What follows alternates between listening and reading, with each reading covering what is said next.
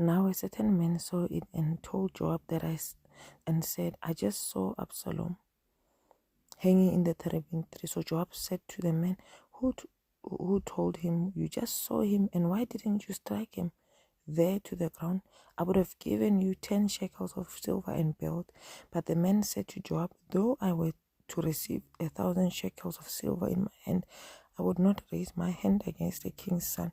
For in hearing the kings commanded you, Abishai and Ittai, saying, beware lest anyone touch the young man Absalom.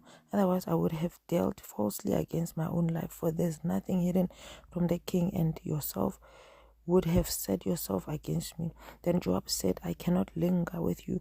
Then he took 3 spears and in his hand and thrust them through Absalom's heart while he was still alive in the midst of the terebinth tree.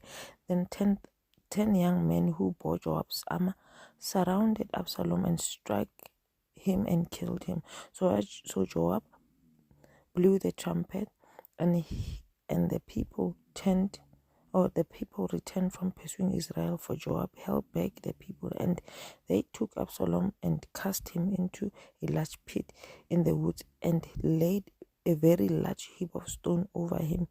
Then all Israel fled, everyone to his tent. Now Absalom in his lifetime had taken and set up a pillar for himself, which is in the king's valley.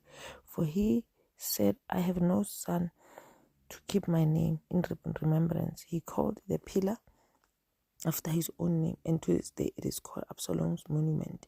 David hears of Absalom's death. Then Ahimaaz the son of Zadok said, let me run now and take the news to the king.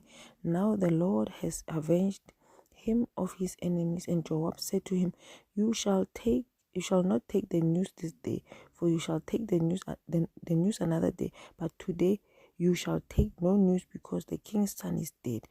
Then Joab said to the Cushite, go tell the king what you have seen. So the Cushite bowed himself to Joab and ran. And Ahimaaz the son of Zadok and said again to Joab, but whatever happens, please let me also run after the Cushite. So Joab said, why will you run, my son, since you have no news ready? But whatever happens, he said, let me run. So he said to him, run. Then Ahimaaz ran by the way of the plain to outrun the Cushite.